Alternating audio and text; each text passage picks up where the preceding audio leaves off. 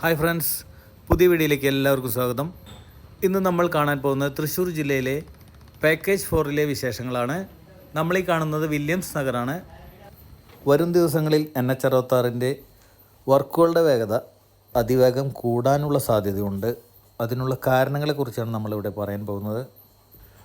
അതിലൊന്നാമത്തെ കാരണം, കരുവന്നൂരിൽ നിന്നും ഗുരുവായൂരിലേക്ക് വെള്ളമെത്തിക്കുന്ന എല്ലാ പൈപ്പുകളും മാറ്റി സ്ഥാപിക്കാനുള്ള തീരുമാനമായി എന്നുള്ള കാരണമാണ്. ഈ പൈപ്പുകൾ കാരണം നമ്മൾക്ക് റീവാൾ വർക്കിൻ്റെയും കൽവർ വർക്കുകളും എല്ലാ വർക്കുകൾക്കും നമുക്ക് തടസ്സം സൃഷ്ടിച്ചിരുന്നു. ഇപ്പോൾ അതിനൊരു തീരുമാനമായി.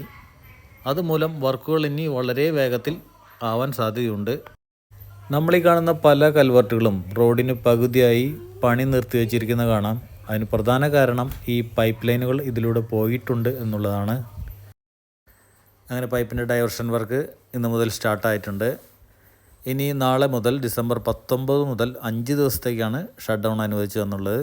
അതുമൂലം ഗുരുവായൂർ പ്രദേശത്ത് കുടിവെള്ളം മുടങ്ങാൻ സാധ്യതയുണ്ട്. പണികൾക്ക് തടസ്സമായിരുന്നത് മറ്റൊരു കാരണം ROW ഇഷ്യൂകളായിരുന്നു.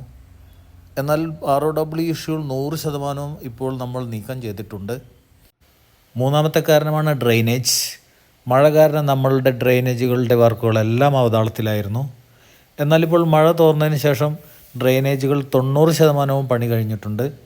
ഡ്രെയിനേജുകളുടെ പണികൾ കഴിഞ്ഞാൽ മാത്രമേ പൈപ്പുകൾ ഡൈവേർട്ട് ചെയ്യാൻ സാധിക്കുകയുള്ളൂ. ഇപ്പോൾ നമുക്ക് അതിനുള്ള കാര്യങ്ങൾ സാധിച്ചു കിട്ടി.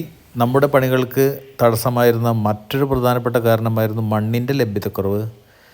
ഇതുമൂലം നമ്മൾക്ക് വളരെയധികം ബുദ്ധിമുട്ട് അനുഭവിച്ചിരുന്നു.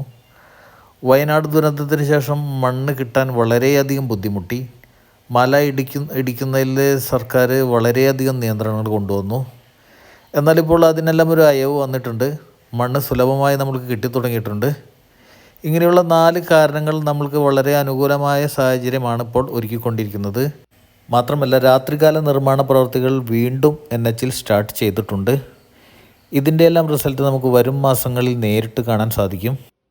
നിർമ്മാണ പ്രവൃത്തികൾ വൈകിയത് മൂലം പൊതുജനങ്ങൾക്ക് വളരെയധികം കഷ്ടതകൾ അനുഭവിക്കേണ്ടി വന്നിട്ടുണ്ട്. അങ്ങനെ ഒരാളെ ഹൈവേയിൽ വെച്ച് ഞാൻ അവിചാരിതമായി കണ്ടുമുട്ടി.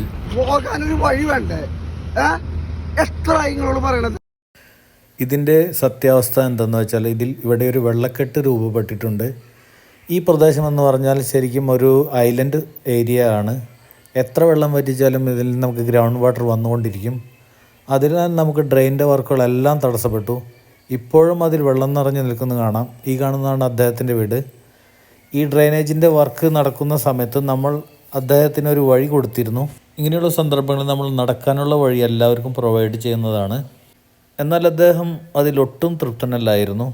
അദ്ദേഹത്തിൻ്റെ വീട്ടിലേക്ക് വാഹനം കൊണ്ടുപോകാൻ സാധിക്കുന്നില്ല എന്നാണ് അദ്ദേഹത്തിൻ്റെ ഏറ്റവും വലിയ ബുദ്ധിമുട്ട് ആയി പറഞ്ഞത്.